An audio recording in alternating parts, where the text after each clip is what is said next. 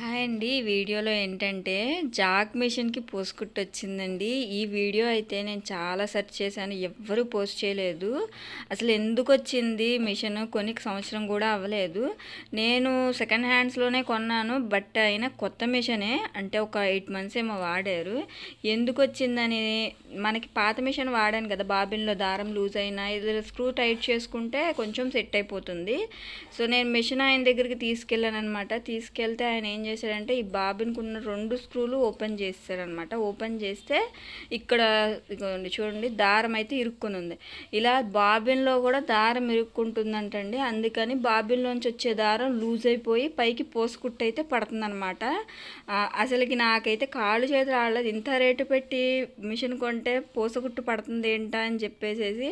So ఆయన ఏం లేదు, ఈ జాక్ మిషన్స్కి ఏంటంటే స్పేడ్ దారం అయితే వాడుతూ ఉంటారు కదా, ఆ దారం వాడితే అది సన్నగా ఉండటం వల్ల ఇలా దారపోగులు అనేవి ఉండవంట. మనం మామూలు దారం వాడేసేస్తే ఇలా దారపోగులు మిషన్లోనూ ఉంటాయంట, ఇలా బాబిన్లోనూ ఉంటాయంట. అదే ఆయన చెప్పారు.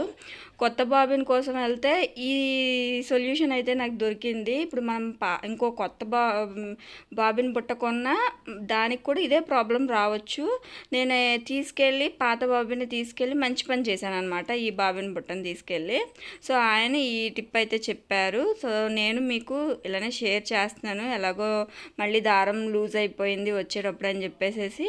ఇప్పుడు ఒకసారి కుట్టి చూపిస్తానండి. పూసకుట్టు రాకుండా మంచిగా అయితే వచ్చింది. ఈ టిప్ కనుక మీకు యూస్ఫుల్గా ఉంటే ప్లీజ్ లైక్ చేయండి, ఛానల్ని అయితే సబ్స్క్రైబ్ చేసుకోండి.